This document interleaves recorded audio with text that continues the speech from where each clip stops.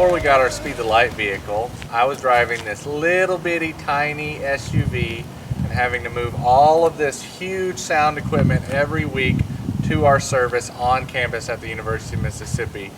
We don't have a building, so we have to move our sound equipment from our house to the room that we have reserved each week on campus for our service.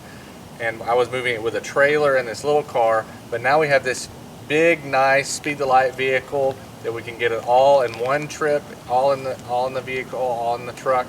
And then also it helps us on the weekends with our major outreach at the tailgating in the Grove at Ole Miss. We take our tent up there and all of our students gather there, and it's a great visual representation of the community that we have on display for all the other students and all the other people who come into the Grove each and every Saturday. So, as the person kind of over all the worship stuff, we have borrowed a sound system that we found in the back of a church, and it does not function very well. We've pieced a few different things together, and about 5 minutes into worship service every week, all of a sudden all the sound cuts off and all you can hear are just the really loud drums, and then after a few minutes the sound will come back on, and it kind of does that throughout the service. So it's hilarious. God moves anyway, but Speed the Light has just notified us that they are going to be buying a sound system for Chi Alpha at Ole Miss that we'll be able to know for sure the microphone is never going to cut off. We're going to have good sound. We can worship. We can do the worship with excellence and not have to worry about all the funny stuff that goes wrong. And actually, the sound equipment is on its way to our ministry home right now.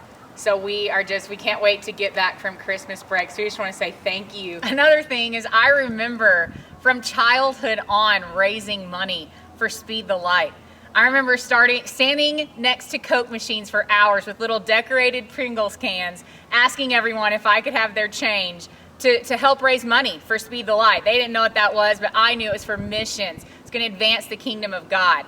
I mean, I remember picking up envelopes, committing $1,000, $2,000. My brother and we would do this every year and scare our parents to death and then say, you will meet that commitment on your own. So I remember signing up to be a church slave, Sunday after Sunday, and people in the church would rent you as their slave for the day, and you would rake their leaves, and you would clean their house, and you would take out their trash. You would have to do all these crazy kinds of things. I remember going neighbor to neighbor, asking them, can I wrap your Christmas gifts? Can I babysit your kids? Can I do anything for you to raise money for the cause of Christ, to advance Jesus across the world by giving through Speed the Light?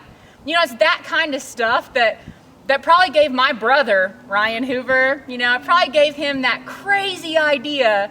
I'm going to run 100 miles and we are going to raise $100,000 for Speed the Light through Run for the Nations. And that kind of stuff doesn't happen just waking up one morning. That comes from an entire life of practicing raising money for missions. And that's what you're doing right now. You are raising money for missions, and I just want to say thank you. You never know the impact that you're having by raising money for Speed the Light now. It could be that God calls you to be the missionary that is a recipient of Speed the Light in the future. So thank you, Speed the Light.